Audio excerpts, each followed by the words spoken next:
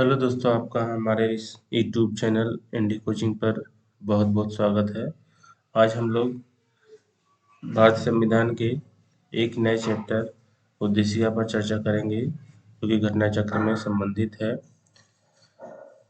सबसे पहले हम लोग इसमें जो महत्वपूर्ण नोट्स दिया गया है उसको एक बार रीड करते हैं, फिर उससे संबंधित जो भी क्वेश्चन दिए गए हैं उसको हम लोग आगे पढ़ेंगे। क्षमा कीजिएगा, हमारी तबीयत थोड़ी ठीक नहीं है। देखिए नोट्स में पंडित जवाहरलाल नेहरू द्वारा संविधान सभा में 13 दिसंबर 1946 को उद्देश्य प्रस्ताव प्रस्तुत किया गया था।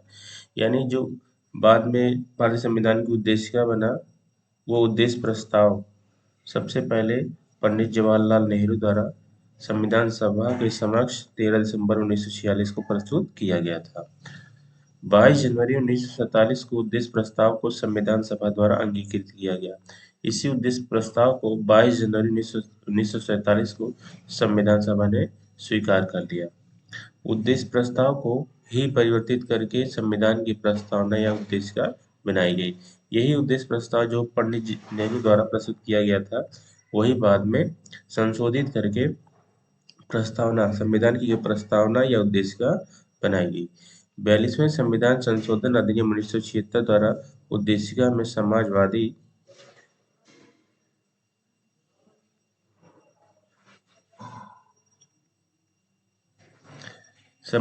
पंथ निरपेक्ष एवं अखंडता शब्द जोड़े गए। यानी कि 42वें संविधान संशोधन अधिनियम 1976 द्वारा संविधान की प्रस्तावना में 3 नए शब्द समाजवादी पंथ निरपेक्ष एवं अखंडता शब्द जोड़े गए। भारतीय संविधान की उद्देशिका ने भारत को संपूर्ण प्रभुत्व संपन्न समाजवादी पंथ निरपेक्ष लोकतंत्रात्मक गणराज्य के रूप में घोषित किया है। यानी जो संविधान की प्रस्तावना है उसने भारत को किस रूप में घोषित किया है? संपूर्ण प्रभुत्व संपन्न समाजवादी पंथ निरपेक्ष लोकतंत्रात्मक गणराज्य। संविधान की उद्देशिका अपने नागरिकों को 3 प्रकार के न्याय, कितने प्रकार के न्याय? तो ये 3 प्रकार के न्याय, सामाजिक, आर्थिक एवं राजनैतिक सुनिश्चित करती है। 3 प्रकार के संविधान की उद्देशिका अथवा प्रस्तावना भारतीय नागरिकों को कितने प्रकार के न्याय सुनिश्चित करती है? 3 प्रकार के, सामाजिक, आर्थिक, राजनीतिक। उद्देशिका संविधान के विधिक निर्वचन में सहायक है। यानी कि संविधान में निहित किसी भी अनुच्छेद या भाग में अगर कोई चीज स्पष्ट नहीं हो रहे हैं तो उसको निर्वचन में यानी कि उसकी व्याख्या करने में सहायक है। कौन सा? उद्देशिका। सर अल्लादी कृष्ण स्वामी अय्यर के अनुसार उद्देशिका हमारे सपनों और विचारों का प्रतिनिधित्व करती है। कृष्ण स्वामी अय्यर ने क्या कहा है? उद्देशिका हमारे सपनों और विचारों का प्रतिनिधित्व करती है।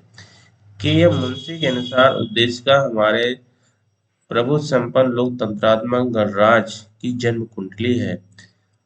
ये सवाल पूछा गया है कि एम मुंशी ने उद्देशिका के बारे में क्या कहा है? तो उद्देशिका के बारे में कहा, उद्देशिका हमारे प्रभुत्व संपन्न लोकतंत्रात्मक गणराज्य की जन्म कुंडली है। प्रस्तावना या उद्देशिका को संविधान का भाग केशवानंद भारती बनाम केरल राज्य 1973 बाद में स्वीकार किया गया है। यानी कि केशवानंद भारती बनाम केरल राज्य 1973 के बाद में प्रस्तावना को संविधान का भाग स्वीकार किया गया है। इसके पहले संविधान का भाग स्वीकार नहीं किया जाता था। संविधान के अंग के रूप में प्रस्तावना या उद्देशिका को स्वीकार नहीं किया जाता। यह माना जाता था कि प्रस्तावना या उद्देशिका संविधान का भाग नहीं है। लेकिन 1973 में ऐसा किया गया कि सुप्रीम कोर्ट ने केशवानंद भारती बनाम केरल राज्यवाद में ये कहा कि उद्देशिका प्रस्तावना अन्य उपबंधों की भांति संविधान का एक भाग है। इससे पूर्व बेरुबारीवाद 1960 में उद्देशिका को संविधान का अंग नहीं माना गया है। 1960 के बाद में बेरुबारीवाद में उद्देशिका को संविधान का अंग नहीं माना गया है। पुनः गोलकनाथ बनाम पंजाब राज्य 1967 के प्रकरण में उद्देशिका को संविधान की मूल आत्मा कहा गया। 1967 में उद्देशिका को संविधान की मूल आत्मा कहा गया है, लेकिन इसमें भी संविधान का भाग नहीं माना गया है। 1973 में माना गया। बम्बई बनाम यूनियन ऑफ इंडिया 1994 वाद में उच्चतम न्यायालय ने यह अवधारणा पुनः स्पष्ट की कि उद्देश्य का संविधान का भाग है। बम्बई बनाम यूनियन ऑफ इंडिया 1994 के बाद में सुप्रीम कोर्ट ने पुनः यह कहा कि उद्देश्य का संविधान का भाग है तथा पंथ निरपेक्षता संविधान का मूल लक्षण है। पंथ निरपेक्षता संविधान का क्या है? मूल लक्षण है। इसकी विशेषता है उद्देशिका की प्रकृति न्याय योग्य नहीं है, अर्थात उद्देशिका में जो भी नीतियां या बातें लिखी गई है उसका पालन नहीं होने पर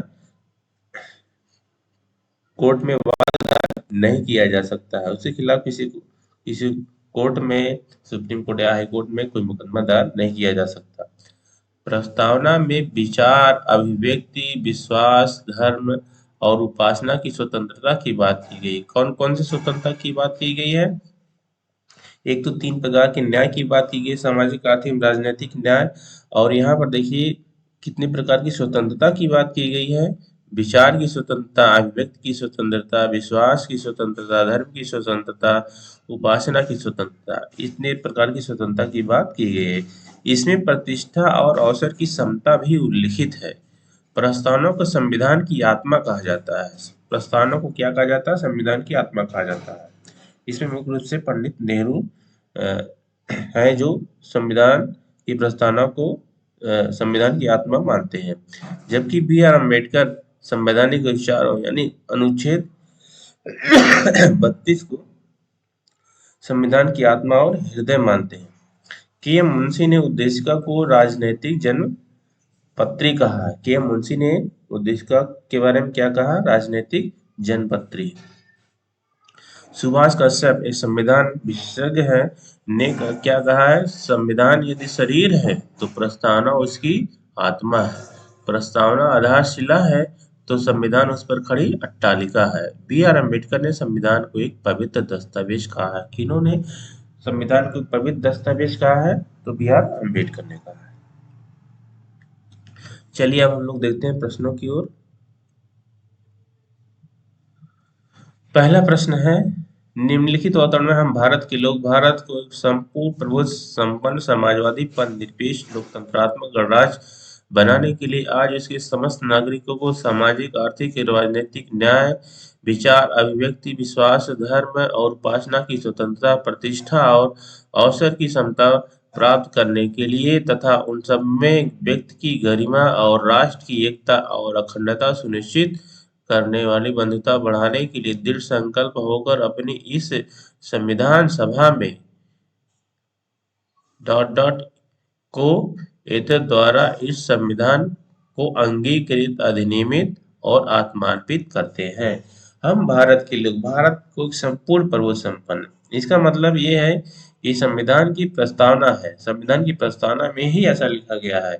ये जो एक अवतरण है, संविधान का एक अवतरण है, एक भाग है, ठीक है, जो कि संविधान की उद्देशिका से लिया गया है। और यहाँ पर जो खाली स्थान है, यहाँ देखिए संविधान सभा में, यानी कि संविधान सभा में यह बात हो रही थी। आज यहाँ पर डेट होगा, एक दिनांक होगा जिस दिनांक को संविधान अंगीकृत किया गया, अधिनियमित किया गया, आत्मार्पित किया गया है। हम जानते हैं कि जो भारत का संविधान है, संविधान सभा द्वारा 26 नवंबर 1949 को 26 नवंबर 1949 को स्वीकार किया गया। इसी दिन इसको अंगीकृत किया गया, अधिनियमित किया गया, आत्मार्पित किया गया, यानी कि स्वयं को अर्पित किया गया। ये कौन सी डेट है? 26 नवंबर 1949 को। इसी दिन संविधान बनकर तैयार भी हुआ था और इसी दिन संविधान के कुछ भाग और अनुच्छेद लागू भी हो गए। यद्यपि संविधान संपूर्ण रूप से 26 जनवरी 1950 को लागू होता है, लेकिन कुछ उसके अनुच्छेद यह अनुसूचियां 26 नवंबर जिस दिन संविधान बनकर तैयार हुआ था उसी दिन लागू हो गया था। इसलिए प्रत्येक वर्ष विधि दिवस कब? 26 नवंबर को विधि दिवस मनाया जाता है। संविधान दिवस भी मनाया जाता है और इसे विधि दिवस भी कहा जाता है। चलिए इसकी व्याख्या हम लोग देख लेते हैं। फिर आगे बढ़ते हैं। यह भारतीय संविधान के उद्देश्य क्या है, जिसमें भारतीय राज्य व्यवस्था के स्वरूप, उद्देश्य एवं आदर्श का उल्लेख किया गया है। इसमें उस तिथि का उल्लेख भी किया गया है जिस दिन भारतीय संविधान को स्वीकार किया गया है। प्रश्न में यक्ष की जगह तिथि 26 नवंबर 1949 अंकित की जाएगी। जिसका हम लोग अभी चर्चा किए हैं वही बात यहाँ पर लिखी गई है। चलिए देखते हैं अगला क्वेश्चन।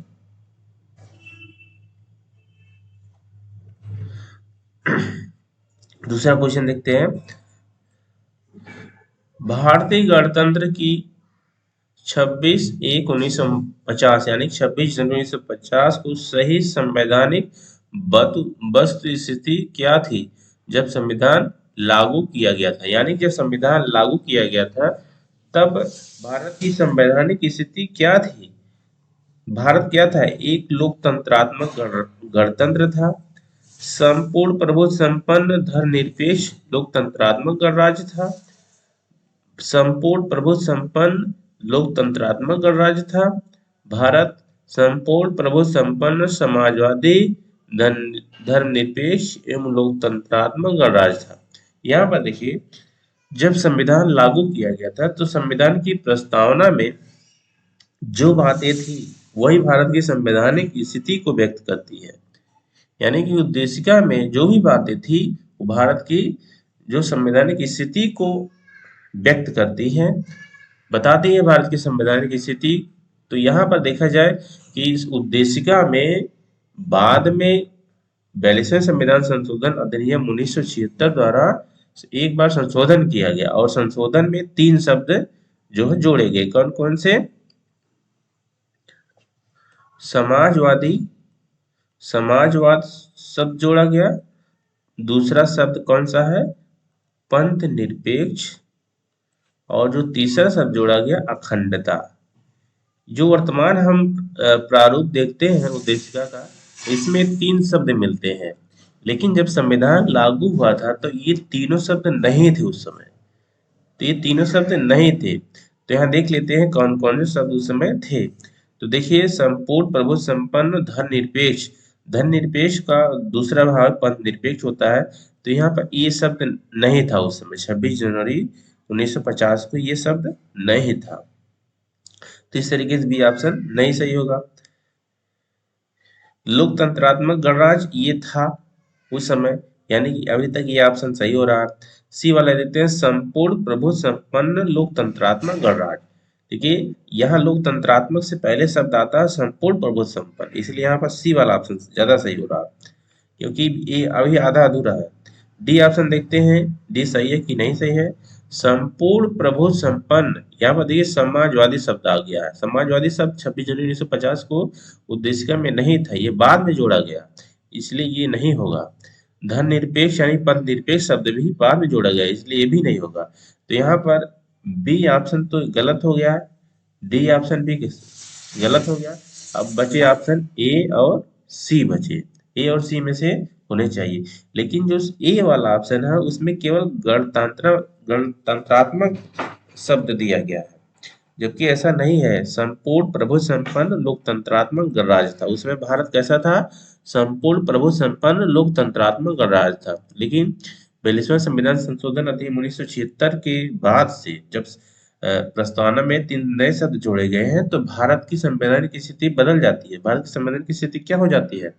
संपूर्ण प्रभुत्व संपन्न समाजवादी निरपेक्ष लोकतंत्रात्मक गणराज्य। ठीक इस तरीके से ऑप्शन हमारा यहाँ पर क्या सही होगा? सी इज राइट। चलिए आगे देखते हैं, एक बार व्याख्या देख लेते हैं। 26 जनवरी 1950 को भारतीय गणतंत्र की संवैधानिक वस्तुस्थिति भारतीय संविधान की तत्कालीन उद्देशिका के अनुसार क्या थी? संपूर्ण प्रभुत्व संपन्न लोकतंत्रात्मक गणराज्य थी। समाजवादी पंथनिरपेक्ष और अखंडता शब्द इसमें 42वें संविधान संशोधन अधिनियम 1976 की धारा 2 के द्वारा जोड़े गए। ठीक, वही बात जो हम लोगों ने अभी चर्चा किया वही यहाँ पर व्याख्या करके दिया हुआ है। चलिए नेक्स्ट क्वेश्चन देखते हैं। तीसरा, 26 जनवरी 1950 को भारतीय वास्तविक संवैधानिक स्थिति क्या थी? वही सवाल फिर से रिपीट किया गया है। तो यहाँ पर समाजवादी शब्द ये चला जाएगा, पंद्रह शब्द ये भी नहीं था। संपूर्ण प्रभु संपन्न लोकतंत्रात्मक गणराज्य ये था। यहाँ पर पंद्रह शब्द भी नहीं होगा, इसलिए यहाँ पर भी ऑप्शन सही हो जाएगा। अगला सवाल देखते हैं।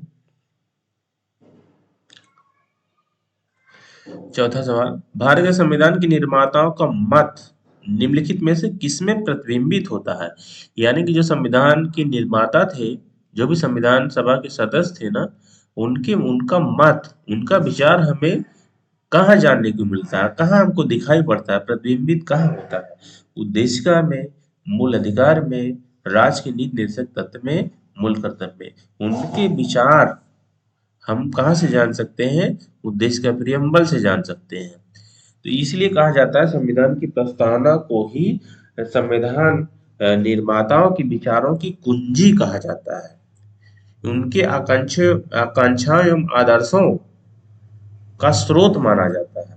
भारतीय संविधान की जो उद्देशिका है, उसको माना जाता है कि जो संविधान सभा के निर्माता थे ना, उनके विचारों की कुंजी है। उनके विचारों को हम यहाँ स्पष्ट रूप से जान सकते हैं कि वो क्या कहना चाह रहे थे, संविधान के बारे में उनका विचार क्या था। तो एक बार व्याख्या देख लेते हैं।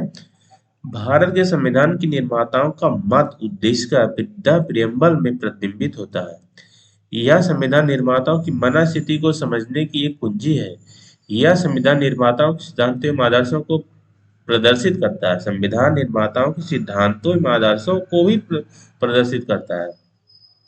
संविधान की प्रस्तावना ने देश की नियति को आकार देने में मुख्य भूमिका निभाई है। 13 दिसंबर 1946 को संविधान सभा के समक्ष जवाहरलाल नेहरू द्वारा प्रस्तुत उद्देश्य प्रस्ताव को 22 जनवरी 1947 को पारित किया गया। यानी कि 13 दिसंबर 1946 को पंडित नेहरू ने संविधान सभा के समक्ष उद्देश्य प्रस्ताव प्रस्तुत किया था, जिसको संविधान सभा ने कब पारित किया या स्वीकार किया? 22 जनवरी 1947 को। इसे ही परिवर्तित करके संविधान की प्रस्तावना के रूप में स्वीकार कर लिया गया। बाद में इसको प्रियम्बल बना दिया गया।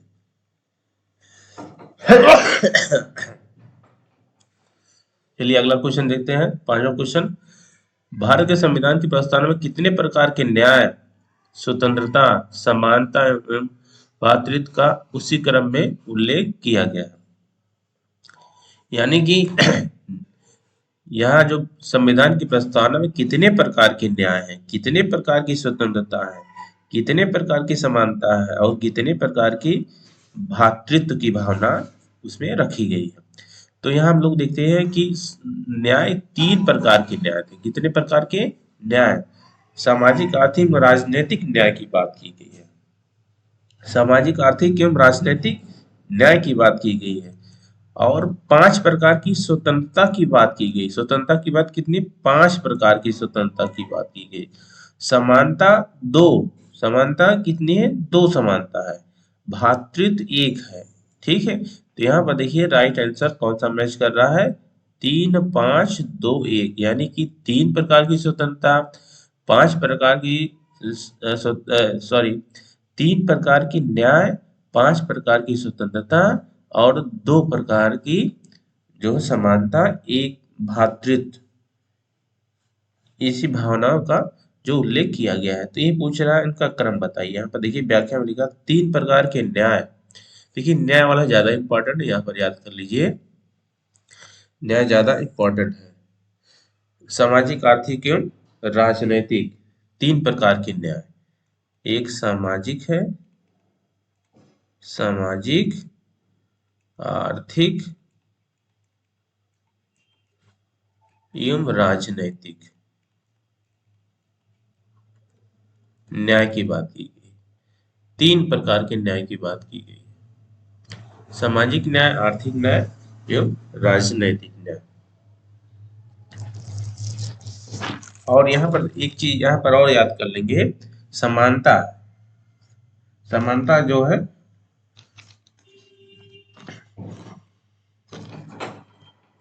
वो भी कितने प्रकार की? 5 प्रकार की समानता की बात की गई।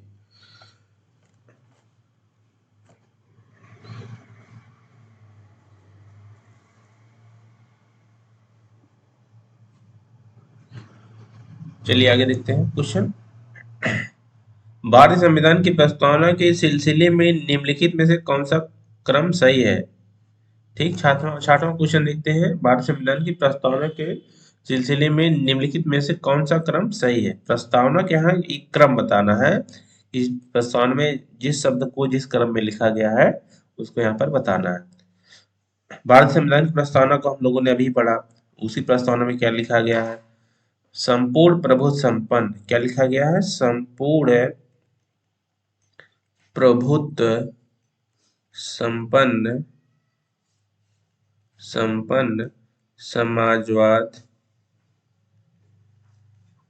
समाजवादी पंथ निरपेक्ष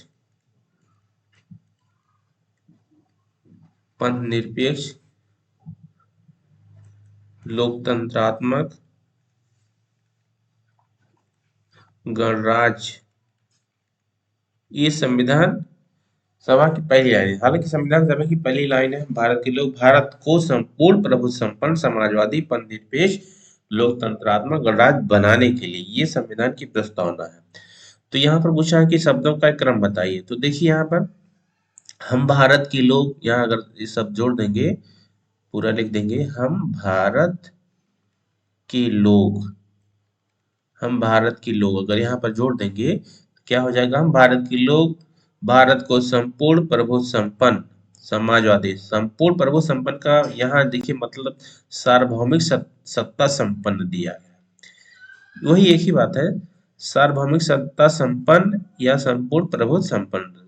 प्रभुत्व संपन्न का मतलब होता है कि कोई राष्ट्र किसी अन्य राष्ट्र के ऊपर किसी भी प्रकार से निर्भर ना हो, वह अपने आप में स्वतंत्र हो, अपने आप में कोई भी निर्णय लेने के लिए स्वतंत्र हो, किसी भी देश से, सामरिक देश से, सुरक्षा के देश से या आर्थिक रूप से किसी दूसरे राष्ट्र के अधीन ना हो, वह एक प्रकार से स्वतंत्र हो, आंतरिक निर्णय एवं बाह्य निर्णय लेने में सक्षम हो, वह किसी अन्य राष्ट्र के अधीन ना हो।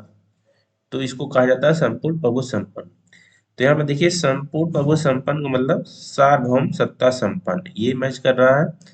संपूर्ण प्रभुत्व संपन्न समाजवादी, तो यहाँ पे देखिए समाजवादी, ठीक है। समाजवादी का मतलब जनवादी भी आप कह सकते हैं। समाजवादी एक जनवादी भी होता है। और पंथ निरपेक्ष का मतलब धर्म निरपेक्ष भी होता है। तो यहाँ पर देखिए इस ऑप्शन में दोनों शब्द दे दिए, समाजवादी और जनवादी, दोनों नहीं देना चाहिए, एक ही देना चाहिए, क्योंकि एक ही बात है।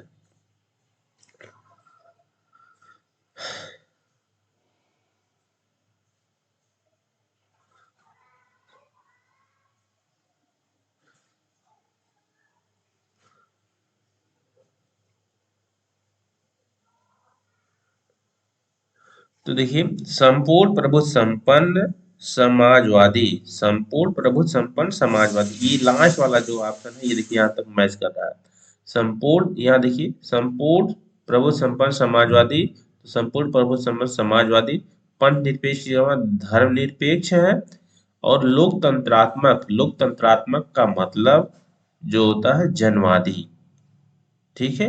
लोकतंत्रात्मक का मतलब होता है जनवादी, यानी जनता का तंत्र, तो इसलिए यहाँ जनवादी शब्द भी जो है यूज किया गया है। गणराज्य, तो इसलिए कौन सा ऑप्शन सही है, मैच कर रहा है? ये नहीं होगा, क्योंकि यहाँ पर संपूर्ण प्रभु संपन्न शब्द नहीं लगाया गया, इसलिए ऑप्शन गलत हो गया। और दूसरा ऑप्शन यहाँ तक तो सही है, सार्वभौमिक सत्ता संपन्न संपूर्ण प्रभु संपन्न समाजवादी। या देखिए जनवादी शब्द पहले आ गया है, जनवादी शब्द यहाँ पर आना चाहिए, इसके बाद आना चाहिए। तो धर्मनिरपेक्ष पहले आना चाहिए, यानी पंथ निरपेक्ष पहले आना चाहिए, तो इसलिए बी वाला ऑप्शन भी गलत हो गया।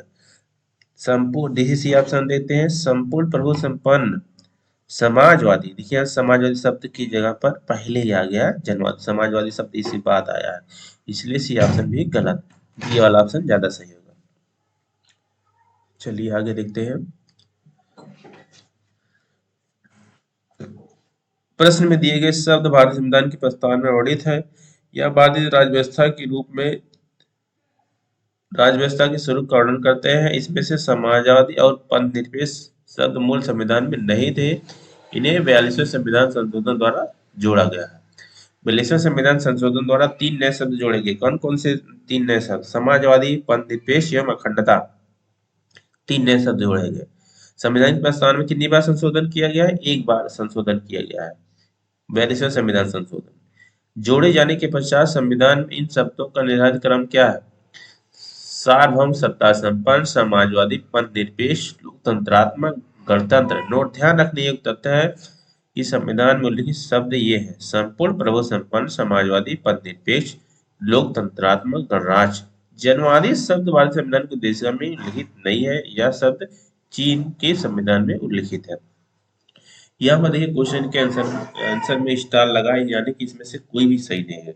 अगर देखा जाए तो चारों में से सबसे ज्यादा जो सही होता है वो डी सही होता है। इसलिए अगर हम लोग लगाते भी ऑप्शन में तो डी को लगाते हैं। अभी आयोग का काम है कि वो कौन सा ऑप्शन सही माने या इसमें से कोई भी सही ना माने, लेकिन सबसे सटीक जो है ऑप्शन डी ही था। चलिए आगे देखते हैं 7वां क्वेश्चन। भारतीय संविधान की प्रस्तावना में भारत को किस रूप में घोषित किया गया है? भारतीय संविधान की प्रस्तावना में भारत को किस रूप में घोषित किया गया? एक सार्वभौमिक, प्रजातांत्रिक, गणतंत्र। हाँ, ये सही है। एक समाजवादी, प्रजातांत्रिक, गणराज्य। सार्वभौमिक शब्द इसमें नहीं लगाया है, इसलिए भी गलत। ये भी इसमें पूरा नहीं है। इसमें समाजवादी नहीं लगा, इसलिए भी सही नहीं है। एक सार्वभौम, समाजवादी, धर्मनिरपेक्ष, लोकतांत्रिक, गणतंत्र। ये सी वाला ऑप्शन ज्यादा सही है। भारत संविधान की प्रस्तावना में भारत को एक सार्वभौम, संपूर्ण, प्रभु संपन्न, समाजवादी, पंथनिरपेक्ष, लोकतंत्रात्मक, गणराज्य के रूप में घोषित किया गया। उल्लेखनीय है कि भारतीय संविधान में पंथनिरपेक्ष और लोकतंत्रात्मक शब्द का उल्लेख किया गया है, न कि धर्मनिरपेक्ष और प्रजातांत्रिक। चलिए आगे देखते हैं हम।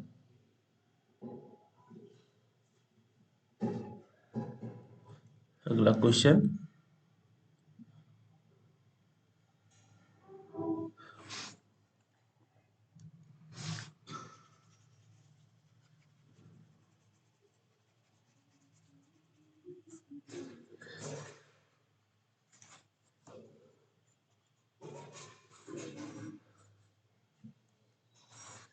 देखिए 8वां क्वेश्चन क्या है? निम्न शब्दों पर विचार कीजिए। पहला क्या? समाजवादी। दूसरा प्रजातांत्रिक। सी सार्वभौमिक। डी धर्मनिरपेक्ष। सही शब्दों को विचारानुसार क्रम दीजिए, यानी कि जिस प्रकार से संविधान की प्रस्तावना में क्रम से लिखी गए हैं वहां पर इसे उसी अनुसार यहाँ पर क्या देना है? क्रम देना। तो हम समझ गए हैं भारतीय संविधान की प्रस्तावना में क्या लिखा। भारत के लोग भारत को संपूर्ण, प्रभु संपन्न। तो ये पहला शब्द क्या हो जाएगा? संपूर्ण। दूसरा हो जाएगा प्रभुत्व संपन्न,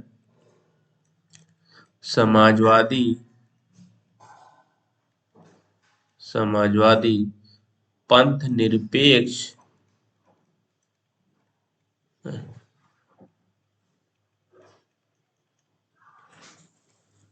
पंथ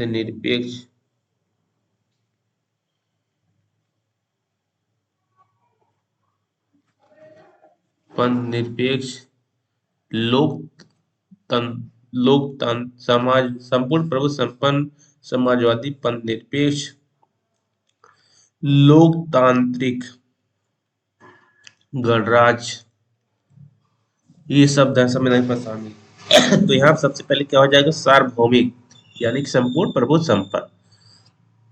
दूसरा समाजवादी, तो यहाँ पर एक सी के बाद ये हो जाएगा, सी हो जाएगा पहले नंबर पे ये हो जाएगा, दूसरे पर ये हो जाएगा। पंथ निरपेक्ष तीसरे पर ये हो जाएगा। लोकतांत्रिक मतलब प्रजातांत्रिक चौथे पर ये हो जाएगा आपका। तो ऑप्शन सी, ए, डी, बी। तो कौन सा ऑप्शन हो जाएगा? सी, ए, डी, बी, ये वाला। चलिए आगे क्वेश्चन देखते हैं। भारतीय संविधान की प्रस्तावना में समाजवादी शब्द की संविधान संशोधन के तहत जोड़ा गया है। तो हम जानते हैं भारतीय संविधान की प्रस्तावना में एक ही बार अभी तक संशोधन किया गया है, 42वें संविधान संशोधन अधिनियम 1976 द्वारा। 3 नए शब्द जोड़े गए। कौन कौन से? समाजवादी, पंथनिरपेक्ष एवं अखंडता। तो कौन सा संविधान संशोधन? 42वां संविधान संशोधन। 42वां संविधान संशोधन अधिनियम 1976 द्वारा भारतीय संविधान की प्रस्तावना में समाजवादी, पंथनिरपेक्ष एवं अखंडता शब्द जोड़े गए। अगला देखते हैं, निम्नलिखित में से कौन सा 42वें संविधान संशोधन के माध्यम से भारत के संविधान की प्रस्तावना में जोड़ा गया है?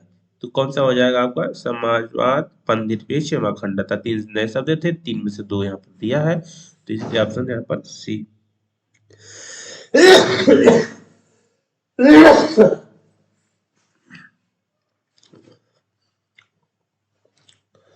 भारतीय संविधान की अगला क्वेश्चन देखते हैं। भारतीय संविधान की प्रस्तावना में धर्मनिरपेक्ष व समाजवादी शब्द जोड़े गए। कौन सा 42वां संविधान? अगला देखते हैं, निम्नलिखित में से कौन भारत को धर्मनिरपेक्ष राज्य वर्णित करता है? धर्मनिरपेक्ष शब्द कहाँ लिखा गया है? तो संविधान की प्रस्तावना में, इसलिए संविधान की प्रस्तावना धर्मनिरपेक्ष राज्य। धर्मनिरपेक्ष राष्ट्र का मतलब क्या है? अगर कोई राष्ट्र अपने आप को धर्मनिरपेक्ष कहता है तो इसका मतलब क्या है?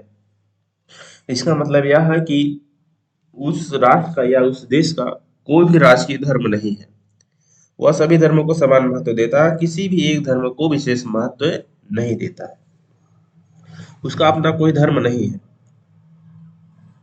या किसी धर्म पर विशेष बल नहीं देता है। यही धर्मनिरपेक्ष राष्ट्र की परिभाषा होती है। देख लेते हैं, संविधान की प्रस्तावना के तहत भारत को पंथ निरपेक्ष राज्य वर्णित किया गया है।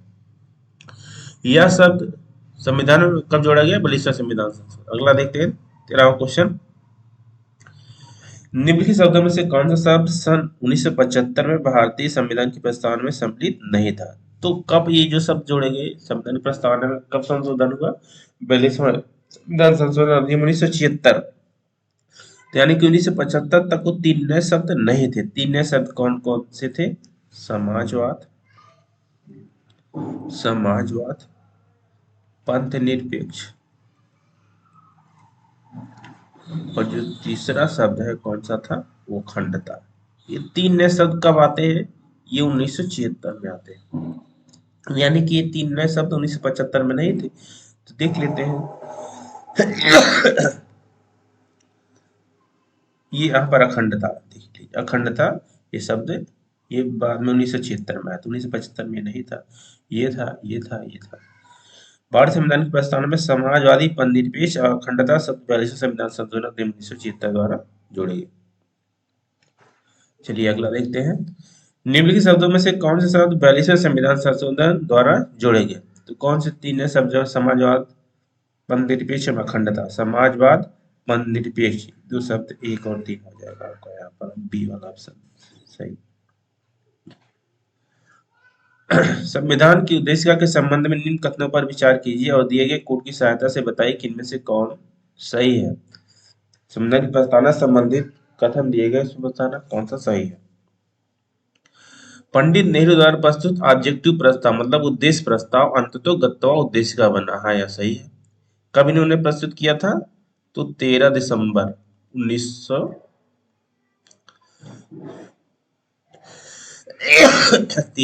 1946 को प्रस्तुत किया था संविधान सभा के समक्ष, और संविधान सभा ने इसको कब स्वीकार किया?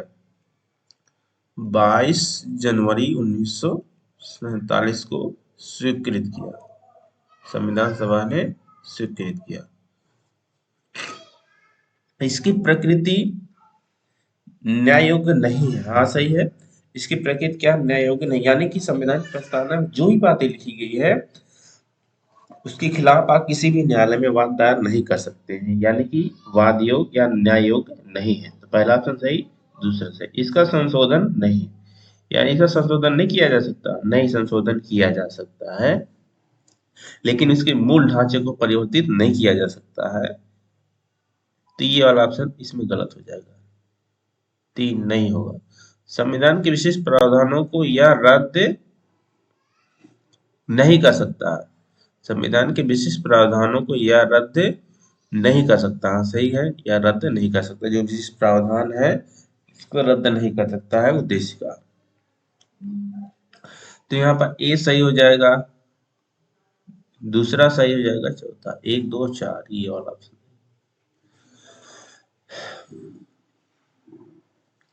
चलिए देखते हैं आगे।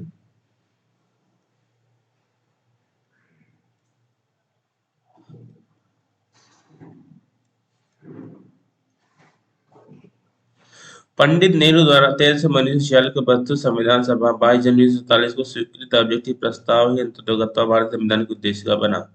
प्रस्तावना का विधिक स्वरूप यह है कि इसे लागू नहीं किया जा सकता, इसकी प्रकृति न्याय योग्य नहीं है। यदि संविधान के विशिष्ट प्रावधानों की यह रद्द नहीं कर सकती, तथापि केशवानंद भारती बनाम केरल राज्य सर्वोच्च न्यायालय के निर्णय के अनुसार संविधान की उद्देशिका का उपयोग संविधान के अस्पष्ट क्षेत्रों की व्याख्या करने में किया जा सकता है। उद्देशिका में संशोधन संभव है तथा 42वें संविधान संशोधन 1976 द्वारा इसमें समाजवादी पंथनिरपेक्ष अखंडता सब जोड़ेगी। उद्देशिका संविधान के अस्पष्ट प्रावधानों को रद्द नहीं कर सकती है, इसका उपयोग भ्रम को दूर करने में किया जाता है। उद्देशिका का उपयोग इस निष्कर्ष के समर्थन में किया जाता है कि संविधान के मूल ढांचे में कोई परिवर्तन नहीं किया जा सकता।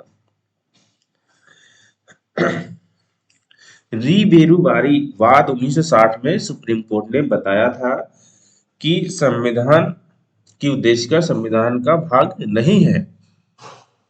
हालांकि संविधान की व्याख्या करने में इसका उपयोग किया जा सकता है, लेकिन 1973 में केशवानंद भारती बनाम केरल राज्य मामले में सुप्रीम कोर्ट ने अपने स्वयं के फैसले को पुनः पलट दिया और ये कहा कि नहीं, संविधान की उद्देशिका संविधान का महत्वपूर्ण भाग है। जैसे अन्य उपबंधों का भी महत्वपूर्ण स्थान है, उसी तरीके से संविधान का उद्देशिका या प्रस्तावना का भी महत्वपूर्ण स्थान है। हालांकि उद्देशिका में जो भी बातें लिखी गई हैं उसके खिलाफ किसी न्यायालय में वाद नहीं दायर किया जा सकता, यानी कि वह वाद योग्य नहीं है। लेकिन संविधान की जो अन्य भाग या उपबंध में जो भी कहीं बातें अस्पष्ट होती हैं या क्लियर नहीं होती है, तो उसकी व्याख्या संविधान की उद्देशिका से जोड़कर किया जाता है। तो वही बात यहाँ पर लिखा गया है। 1973 में केशवानंद भारती बनाम केरल राज्य में कहा गया है कि संसद संविधान की उद्देशिका में परिवर्तन तो कर सकती है, उसमें संशोधन कर सकती है, लेकिन उसके मूल ढांचे में कोई परिवर्तन नहीं कर सकती है। तो यही बात है। देखिए अगला सवाल देखते हैं, संविधान की प्रस्तावना का विधिक स्वरूप क्या है? विधिक स्वरूप मतलब इसका कानूनी स्वरूप क्या है? यह लागू किया जा सकता है या लागू नहीं किया जा सकता है, विशेष परिस्थितियों में लागू किया जा सकता है या लागू नहीं किया जा सकता। संविधान प्रस्तावना में जो भी बातें हैं उसको स्पष्ट रूप से लागू नहीं किया जा सकता। अगला देखिए, भारतीय संविधान की उद्देशिका में संशोधन किया गया है। हाँ, संशोधन कब किया गया? 42वें संविधान संशोधन। अगला देखते हैं, समाजवादी शब्द उद्देशिका में जोड़ा गया, कब जोड़ा गया? तो 42वें संविधान संशोधन।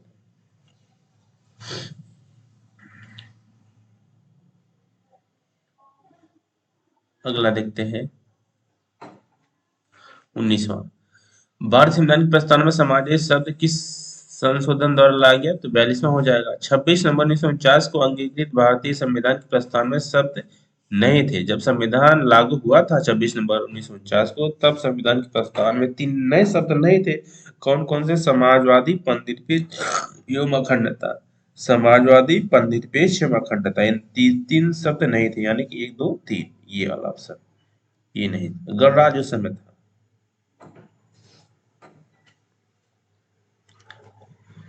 अगला देखते हैं, भारतीय संविधान की प्रस्तावना में पंथनिरपेक्ष शब्द कब जोड़ा गया? तो आपका हो जाएगा 42वें संविधान संशोधन।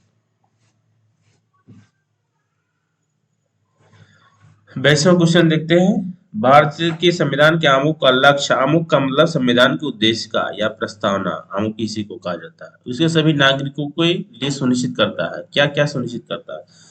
सामाजिक आर्थिक न्याय, सही है, सामाजिक आर्थिक न्याय सुनिश्चित करता है, विचार एवं अभिव्यक्ति की स्वतंत्रता, 3 प्रकार के न्याय, 5 प्रकार की स्वतंत्रता की बात की गई है। आवश्यक समानता भी इसमें शामिल है। व्यक्ति की प्रतिष्ठा की जगह पर संविधान की प्रस्तावना में गरिमा शब्द का यूज किया गया है। ठीक है, तो यहाँ पर चारों ऑप्शन सही हो रहे हैं, ये चारों इंक्लूड है कहाँ पर? संविधान के आमुख या जो है उसकी उद्देशिका, इसलिए यहाँ पर आपका डी ऑप्शन सही हो जाएगा। इसकी व्याख्या देख लेते हैं, फिर आगे बढ़ते हैं अगले क्वेश्चन की ओर। भारत के संविधान के आमुख या प्रस्तावना का लक्ष्य सभी नागरिकों को सामाजिक, आर्थिक, राजनीतिक न्याय, 3 प्रकार के न्याय जो हमने बताया, विचार, अभिव्यक्ति, विश्वास, धर्म, उपासना की स्वतंत्रता। 5 प्रकार की स्वतंत्रता कौन कौन सी है? विचार, अभिव्यक्ति, विश्वास, धर्म और उपासना। प्रतिष्ठा और अवसर की समानता, ठीक है। व्यक्ति की गरिमा, यहाँ पर देखिए हमने बताया कि जो है प्रतिष्ठा के बाद गरिमा शब्द का भी यूज किया गया, सुनिश्चितता। चलिए अब नेक्स्ट क्वेश्चन हम लोग देखते हैं।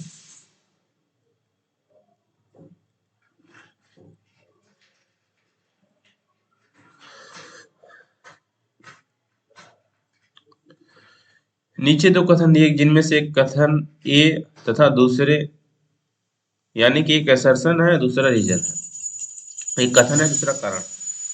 भारत एक संपूर्ण बहु संपन्न समाजवादी पंडित लोकतंत्रात्मक गणराज्य। कथन सही है? हाँ सही है, बिल्कुल सही है। अब इसका कारण क्या है?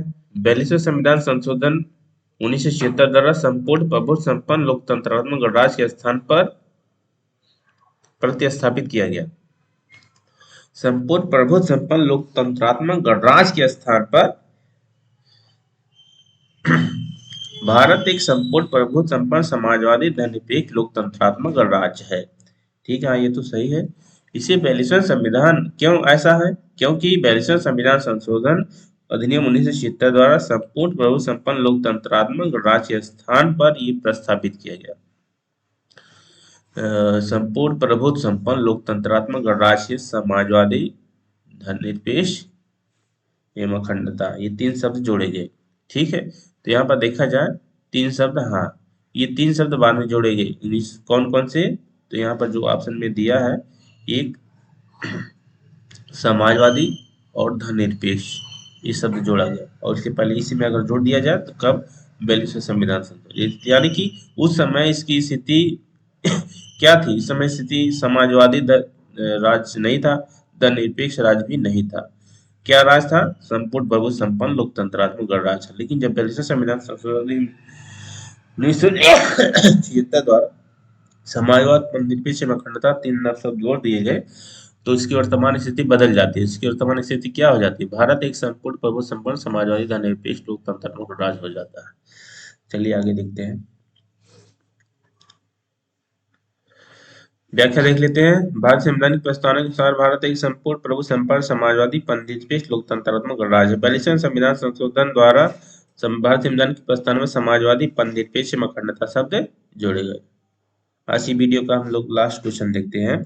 भारत में लौकिक सार्वभौमिकता है क्योंकि संविधान की प्रस्तावना आरंभ होती है। लौकिक सार्वभौमिकता का मतलब है भारत हर प्रकार से स्वतंत्र है और भारत में जो सार्वभौमिक सत्ता है वो भारत की जनता में निहित है। जनता क्या है? जनता सर्वशक्तिमान है। तो ये सही बात है कि हम भारत के लोग, भारत को देखिए संविधान की प्रस्तावना ही शुरू होती है, हम भारत के लोग, भारत को संपूर्ण प्रभु संपन्न समाजवादी, इसका मतलब है हम भारत के लोग, हम सामूहिक रूप से सामूहिक रूप से प्रस्तावना प्रस्तावना की जो भाषा है, हम भारत के लोग यानी कि भारत की जनता से ही संबंधित होती है। भारत की जनता के संदर्भ में ही प्रस्तावना कही गई है, इसलिए हम भारत के लोग शब्द से प्रस्तावना, यहाँ पर हम भारत के लोग। ठीक है, तो आज हम लोग इस वीडियो को समाप्त करते हैं। अगले क्वेश्चन से नेक्स्ट वीडियो में देखेंगे।